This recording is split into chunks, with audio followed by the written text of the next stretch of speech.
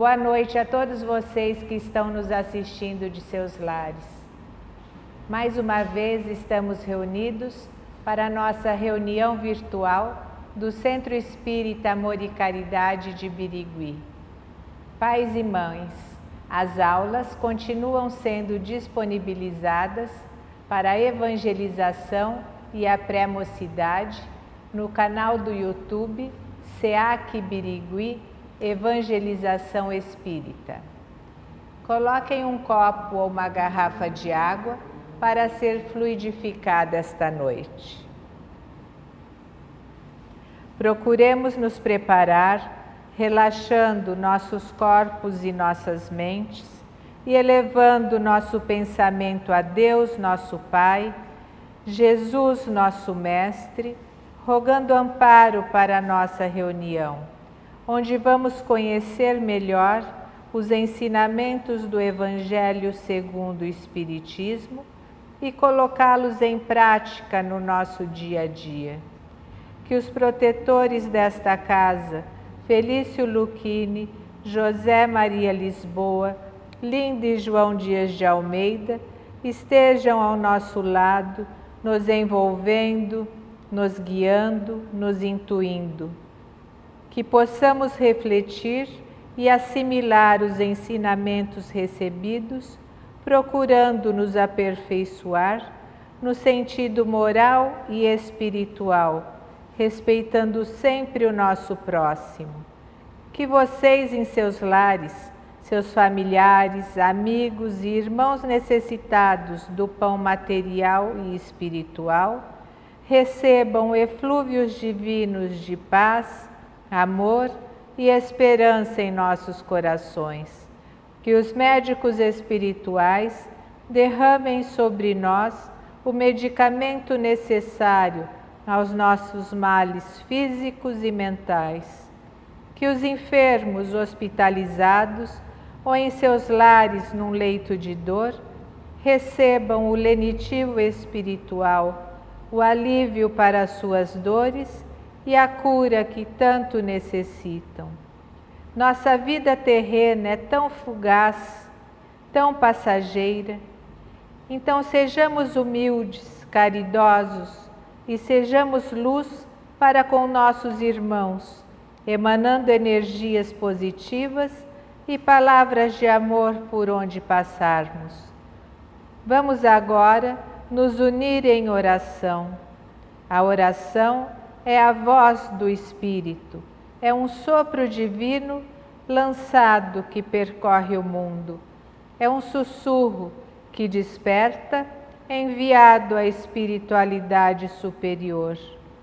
Pai nosso que estás no espaço, santificado seja o vosso nome, venha a nós o vosso reino, seja feita a vossa vontade, assim na terra como no espaço. O pão nosso de cada dia nos dai hoje, perdoai as nossas dívidas, assim como nós perdoamos aos nossos devedores. E não nos deixeis cair em tentação, mas livrai-nos, Senhor, de todo mal, assim seja. Hoje teremos a palestra de Eduardo Gelmaro, que falará sobre o capítulo Bem-aventurados os aflitos. Boa noite a todos. Então hoje nos coube falar sobre o capítulo 5, que tem por título uma das bem-aventuranças, que é a dos bem-aventurados os aflitos. E nós escolhemos como parte, para se analisar desse capítulo, que é um capítulo bem extenso, o item de número 28, que está contido já mais para o final do capítulo, na parte das instruções dos Espíritos. Só antes de irmos para a parte do Evangelho em si, eu gostaria de fazer a introdução ao tema que fala, na realidade, sobre o momento da morte, com uma questão do Livro dos Espíritos, a questão de número 961, na qual Kardec questiona a espiritualidade o seguinte: qual o sentimento que domina a maioria dos homens no momento da morte? A dúvida, o temor ou a esperança? E ele obtém como resposta a seguinte afirmação: a dúvida nos céticos impedernidos, o temor nos culpados e a esperança nos homens de bens. Dessa questão, eu gostaria que nós tirássemos dela dois princípios básicos que nós podemos perceber que emana da resposta dada pela espiritualidade. O primeiro é de que não há, no momento da morte, para o espírito, um padrão de sentimento que vá o predominar naquele momento. Não há uma linearidade, não é igual para todos. E o outro princípio, também não menos importante, é de que a gente consegue perceber, então, que o momento da morte ele depende mais daquele pelo qual está passando pelo processo da desencarnação do que o fenômeno em si, né? Então, na realidade, não há essa uniformidade de sentimentos, não há essa uniformidade de reações perante o momento da desencarnação, e essa variedade ela é tão grande quanto grande é o número de indivíduos, ou seja, cada um vai reagir, vai comportar-se de acordo com a sua individualidade, e nós nos encaixaremos, né, nesses grupos aqui que Kardec dividiu, da dúvida, do temor ou da esperança. E esses princípios eles são muito importantes porque normalmente a gente tende a acreditar que apenas o sentimento do temor domina os espíritos no momento da desencarnação, né? Mas se nós formos fazer uma reflexão, nós vamos perceber que não é só dessa forma e que vai depender muito mais de como o indivíduo conduziu a sua existência e de como ele sente-se naquele momento, né, realizado nas suas obrigações, nas suas tarefas, nos seus relacionamentos, para que ele encare com mais serenidade e talvez com esperança esse momento do desligamento do corpo físico. E nós quisemos trazer esses princípios para que eles nos guiassem no entendimento do item específico do Evangelho segundo o Espiritismo, que é quando Kardec pergunta sobre um momento de agonização no momento da desencarnação. Antes disso, nós precisamos lembrar, logicamente, que o processo de desencarnação, o processo de morte do corpo físico, ele acontece basicamente de duas formas, né? Ou ele vai acontecer de uma forma acidental ou mesmo inesperada, né? Como, por exemplo, uma síndrome, né, do coração, uma parada cardíaca, ou mesmo um acidente, ou ele pode acontecer de uma forma gradual, mais arrastada, né, ao longo do tempo, que isso vai acontecer mais naquelas pessoas que são portadoras de patologias ou mesmo através do envelhecimento, né, que é aquele momento onde a morte ela se torna mais previsível com o avançar daquela doença crônica ou daquela situação pela qual a pessoa está passando. E a questão de Kardec, né, já que esse momento de morte, que não é uma morte acidental ou inesperada, é um momento de bastante aflição, né, tanto para aquele que passa por esse processo, quanto para aqueles que acompanham, né, e são ligados afetivamente a ele. Então é a esse aspecto que Kardec direciona a pergunta dele. E ele diz assim, então, no item 28, uma pergunta que foi feita ao espírito de São Luís, na cidade de Paris, no ano de 1860. Ele diz assim: um homem está agonizante, presa de cruéis sofrimentos. Sabe-se que o seu estado é desesperador. Será lícito pouparem-se-lhe alguns instantes de angústia, apressando-lhe o fim? Então, o que Kardec está perguntando? Diante de uma pessoa que está passando por sofrimentos, né, cruéis, por sofrimentos angustiantes que estão sendo lhe impostos, na maioria das vezes por uma doença, né, mais crônica, e que essa pessoa está em um estado desesperador, um estado muitas vezes sem perspectiva de cura, sem perspectiva de reversão daquele quadro. E isso é muito angustiante, né? E vem em nós naturalmente aquele pensamento: não será melhor abreviarmos esse sofrimento para essa pessoa? E muitas vezes a própria pessoa passa a desejar isso, né? Porque às vezes os recursos, mesmo da medicina atual, da ciência atual, não consegue lhe tirar todos aqueles sintomas, abreviar todas aquelas sensações desagradáveis pela qual ele está passando. E a gente passa então a desejar, né, dentro de uma situação desesperadora, o fim. E Kardec pergunta se será justo então que nós apressemos esse fim. E a resposta do espírito de São Luís é a seguinte: só antes, né, de nós observarmos a resposta, nós lembrarmos que esse tema, né, ao qual Kardec está se referindo, hoje em dia ele é conhecido nas áreas da saúde como eutanásia, né, que é aquele ato de assistir ou de abreviar a vida física da pessoa através de algum recurso que seja, de uma injeção, para que esse processo ele se acelere. Lembrando também que existem, né, alguns países no qual a eutanásia ela é legalizada. Não é o caso do nosso país. No Brasil, a eutanásia ela é considerada um crime, né? Nenhum profissional de saúde ou mesmo qualquer pessoa tem o direito de realizá-la. E ele é classificado, né, dentro aí da legislação, dentro de um dos quadros do assassinato. Mas em alguns países, como por exemplo Holanda, Luxemburgo, esse processo ele é um processo legalizado. Mas aqui a questão de Kardec ela vai muito além da legalização, né? Ela vai no entendimento desse sentimento, no entendimento do sofrimento e principalmente, que é o que o Espírito São Luís vai mostrar, se aquilo tem alguma utilidade para a pessoa que passa por aquele momento. Então ele diz o seguinte: primeiro ele começa a resposta com 3 questionamentos. O primeiro ele diz assim: quem vos daria o direito de prejulgar os desígnios de Deus? Então aqui ele primeiro nos coloca numa percepção de que por mais desesperador que seja a situação de uma pessoa, a gente precisa entender, né, que ela não está ali abandonada, que aquele processo ele é acompanhado sim por Deus e que ele tem para aquele momento os seus desígnios.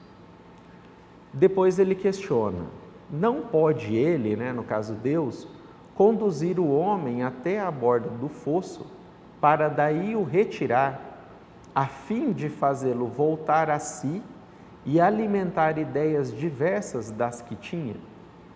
Então aqui é importante porque quando a gente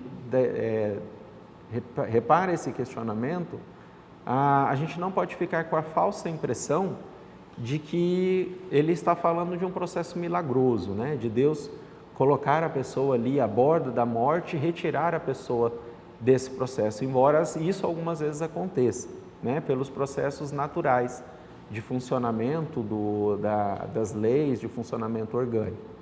Mas ele está dizendo que muitas vezes a pessoa ela vai até esse momento, né, de uma forma às vezes muito sofrida, e num certo momento a pessoa ela retoma a si, né, aquela sua consciência, ela tem uma maior lucidez de si mesmo naquele momento, e naquele momento ela alimenta ideias diversas, né, da que tinha. Esse tema é um tema até bastante conhecido, que a gente costuma dizer, né, é bastante comum, a melhora da morte, né? A pessoa está ali muito próxima da morte e ela tem aquela revitalização, ela tem aquela retomada ao seu nível mais consciente para que ela alimente naquele momento novos pensamentos. Então é isso que ele está questionando.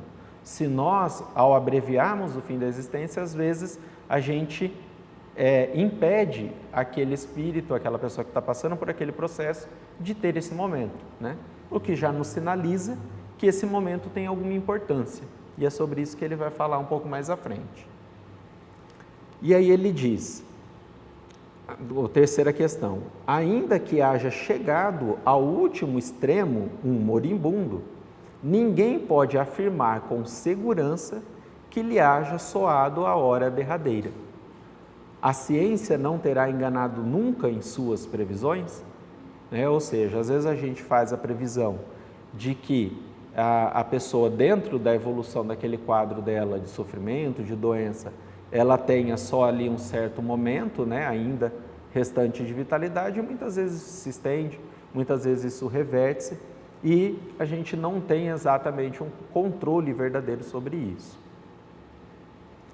Depois ele diz, sei bem já, caminhando para a ideia principal da sua resposta, ele diz assim, sei bem haver casos que se podem, com razão, considerar desesperadores, mas se não há nenhuma esperança fundada de um regresso definitivo à vida e à saúde, ou seja, se não há nenhuma perspectiva verdadeira de que a pessoa ela vai retornar a sua vitalidade, que ela vai retornar em definitivo à vida, você não tem como afirmar, e muitas vezes já é capaz, nós já somos capazes, na verdade, de afirmar o contrário, que a pessoa, na verdade, ela vai evoluir para a desencarnação, ela vai evoluir para a morte, mas ele diz, existe a possibilidade, nesse momento, atestado por inúmeros presentes, ou por inúmeros exemplos, de o doente, no momento mesmo de exalar o último suspiro, reanimar-se e recobrar-se por alguns instantes às faculdades. Ou seja, então é aquela ideia que nós dizíamos antes. O que ele está dizendo? Que se nós tivermos essa a visão que a doutrina espírita acrescenta sobre este ponto tão delicado, que é um ponto às vezes bastante discutível, de uma ética difícil de se alinhar. O que ele está apresentando é que, se nós abreviarmos esse momento da desencarnação, nós às vezes estaremos evitando ou impedindo que o espírito passe por esse último momento de recobrar as suas faculdades por alguns instantes. E isso, ele vai apresentar agora logo em seguida, tem uma importância na vida do espírito. E qual é essa importância? Pois bem, essa hora de graça que lhe é concedida pode ser-lhe de grande importância. Desconheceis as reflexões que seu espírito poderá fazer nas convulsões da agonia e quantos tormentos lhe pode poupar um relâmpago de arrependimento. E ele conclui dizendo, o materialista, que apenas vê o corpo, em nenhuma conta tem a alma, é inapto a compreender essas coisas. O espírita, porém, que já sabe o que se passa no além-túmulo, conhece o valor de um último pensamento. E, então, é essa a ideia, é esse o acréscimo que o conhecimento da sobrevivência da alma após a desencarnação traz para nós sobre esse tema. Então, é preciso a gente entender que aqui não está sendo falado de nenhum processo milagroso, não está sendo falado de nenhum processo antinatural. O que ele está apresentando como proposta para que a gente entenda e a gente reflita sobre esse assunto é que o momento da desencarnação do espírito, aquele último momento aonde o espírito retoma as faculdades e ele faz ali, muitas vezes nós já vimos isso, ali no leito de morte, ele retoma suas consciências, ele percebe erros às vezes que tenha cometido, ele arrepende-se de alguma coisa, ele pede perdão a alguém, ele reconcilia-se com alguém, ou ele mesmo, estando incapacitado de comunicar-se, faz uma reflexão sobre a sua vida. O que o Espírito de André Luiz está nos apresentando é que esse momento para o espírito, abstraído o sofrimento do corpo físico ou apenas a visão materialista, esse momento para o espírito ele é de extrema importância. E isso refletirá na sua vida futura, isso refletirá no seu segmento evolutivo como espírito às vezes lhe poupando de inúmeros outros sofrimentos ou de inúmeras outras etapas, já que ele diz que esse último pensamento muitas vezes tem um valor muito grande para o espírito no seu processo evolutivo. Então, acho que a ideia ela é bem clara, né? Não há o que se condenar, não há que se condenar o entendimento de que é realmente um momento desesperador, de que muitas vezes a gente, como familiar mesmo, passa a desejar a desencarnação da pessoa, porque nós não aguentamos, né? Ou sofremos igualmente, sofremos junto, ao ver a pessoa passando por aquele sofrimento, ao ver a pessoa passando por aquela angústia. E muitas vezes o nosso desejo, às vezes mais materialista também, é só de que a pessoa se recupere, mas o que nos é apresentado pela proposta da doutrina espírita é um pensamento um pouco diferente. É o pensamento de que a gente entenda de que esse momento, e isso seja consolador para nós, também quanto para a pessoa ao qual está passando por esse processo, lembrando que cada um de nós também poderá passar por esse processo, que a gente tenha dentro da nossa fé, dentro do entendimento da vida imortal, a consolação de que esse momento ele é muito importante para o espírito dentro das suas reflexões, né? Isso não significa que, sendo então importante, a gente não possa amenizar os sofrimentos, cuidar daquela pessoa, que é um pensamento muito claro, mas que ele também fez questão de apresentar quando ele conclui, né, a sua ideia. Ele diz assim: minorai, né, ou seja, diminui os derradeiros sofrimentos dessa pessoa quanto puderes. Né? Ou seja, ajude essa pessoa, use de todos os recursos que vocês têm para diminuir esses sofrimentos. Mas, por um outro lado, guardai-vos de abreviar a vida, ainda que de 1 minuto. Porque esse minuto pode evitar muitas lágrimas no futuro. Né? Então, ele conclui de uma forma muito, um bom senso, né, apresentado, e é um pensamento muito natural, de que a nós é dada a obrigação de diminuir esses sofrimentos, de evitar, né, que a pessoa passe por dores, por recursos muito angustiantes quando a gente tem esse recurso. E quando isso seja possível, que a gente cuide o máximo possível desse momento da pessoa, dê a ela toda a assistência, mas que a nossa intenção nesses cuidados seja o de promover o bem-estar, seja de promover até condições para que a pessoa possa ter esse momento de lucidez de uma forma mais proveitoso, né? Que ela sendo cuidada, que ela sendo assistida, ela tenha a possibilidade de, ao recobrar, né, a sua consciência, ou de manter muitas vezes essa consciência até o último momento, ela faça isso da forma mais confortável possível, né? Então, hoje, esse pensamento já é um pensamento que se apresenta muito também, mesmo para os profissionais da área da saúde, de que a nós não cabe, né, nesse desejo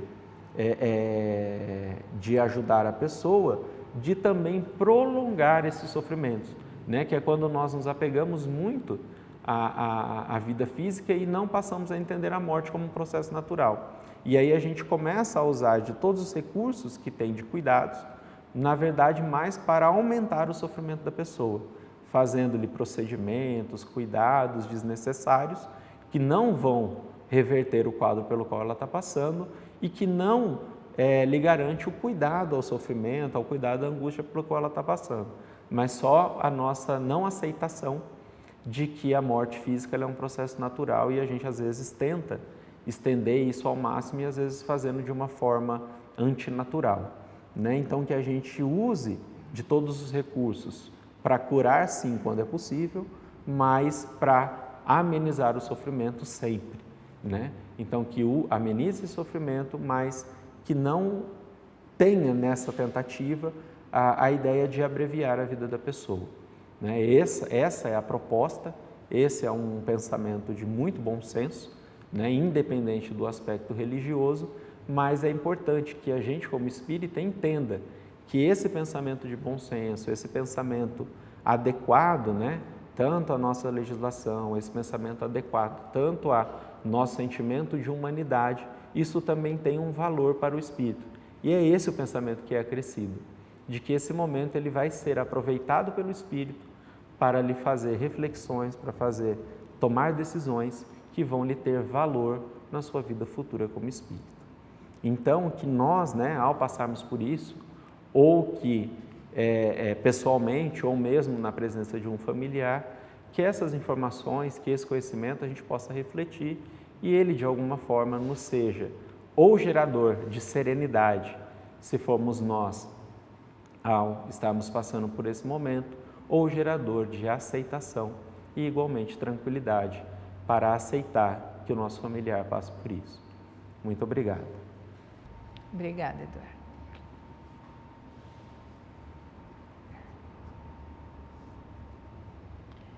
Que os espíritos que já partiram compreendam sua nova realidade e aceitem a sua nova condição de espíritos desencarnados. Se afastem de tudo que é material, seus bens, seus familiares, seus amigos.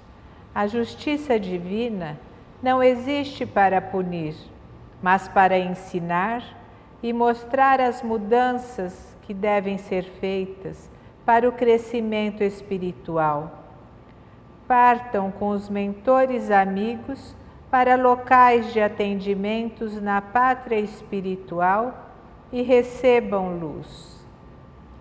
Deus, nosso Pai, que sois todo poder e bondade, dai a força àquele que passa pela provação, dai a luz àquele que procura a verdade, ponde no coração do homem a compaixão e a caridade. Deus, dai ao viajor a estrela guia, ao aflito a consolação, ao doente o repouso. Pai, dai ao culpado o arrependimento, ao espírito a verdade, à criança o guia, ao órfão o Pai. Senhor, que vossa bondade se estenda sobre tudo o que criastes. Piedade, Senhor, para aqueles que vos não conhecem, esperança para aqueles que sofrem. Que a vossa bondade permita aos Espíritos Consoladores derramarem por toda parte a paz, a esperança e a fé. Deus, um raio, uma faísca do vosso amor pode abrasar a terra.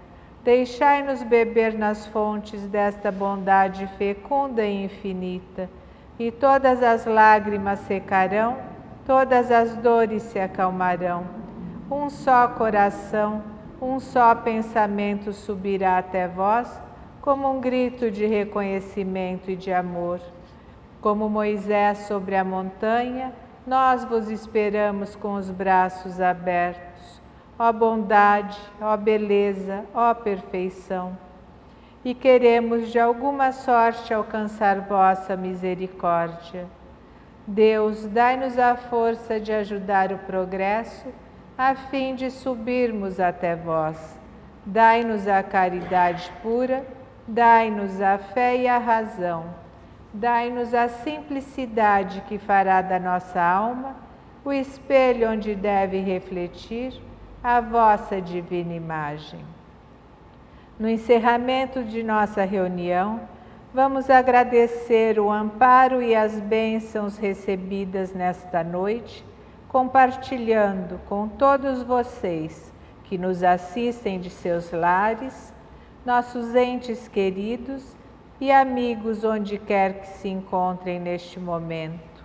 Sejamos envolvidos e intuídos por espíritos de luz para melhorarmos, através de nossas boas ações, o convívio familiar, nosso ambiente de trabalho, nossas relações interpessoais, fazendo com que a serenidade, a tolerância e a fraternidade reine entre nós. Pedimos que nossos lares sejam livres de influências negativas, olhares de inveja e nenhum mal nos atinja, podendo conviver com compreensão e amor. Vamos silenciar diante das ofensas, treinando a paciência e o perdão. Vamos praticar a gentileza, ouvindo e sendo solidários com aqueles que nos procuram em busca de palavras amigas e de nossas caridades. Tudo o que fazemos volta para nós. Esta é a lei de causa e efeito, a lei de ação e reação. Viva uma vida com propósito e amor. Continuemos em oração, rogando a Deus e aos bons espíritos que estejam conosco neste momento, orientando nossos passos e iluminando nossos caminhos. Gratidão por tudo que recebemos nesta noite, nesta casa de amor e caridade. Pai nosso que estás no espaço, santificado seja o vosso nome, venha a nós o vosso reino, seja feita a vossa vontade, assim na terra como no espaço. O pão nosso de cada dia nos dai hoje, perdoai as nossas dívidas, assim como nós perdoamos aos nossos devedores. E não nos deixeis cair em tentação, mas livrai-nos, Senhor, de todo mal, assim seja. Hoje nossa música será Pensamento Positivo. Uma noite abençoada para todos vocês, uma semana de muita luz, de muitas alegrias. Até a próxima.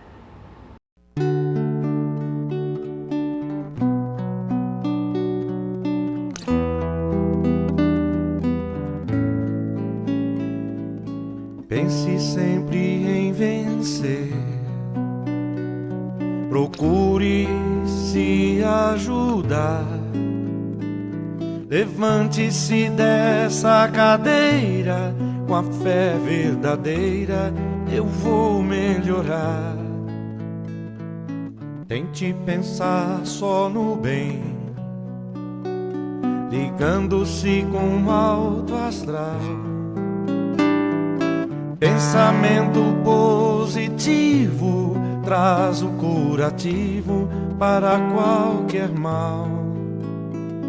Esqueça qualquer tristeza e diga: eu hei de vencer. E para sua própria surpresa, em breve irá se refazer. Faça uma prece sentida do fundo do seu coração ao Pai que nos deu a vida e ao Cristo que é nosso irmão. E uma imensa torcida, sublime e feliz como que lhe trará alegria incontida, pois todo o universo se unirá a você. Pense sempre em vencer, procure se ajudar. Levante-se desta cadeira com a fé verdadeira de que eu vou melhorar. Tente pensar só no bem, ligando-se com o alto astral.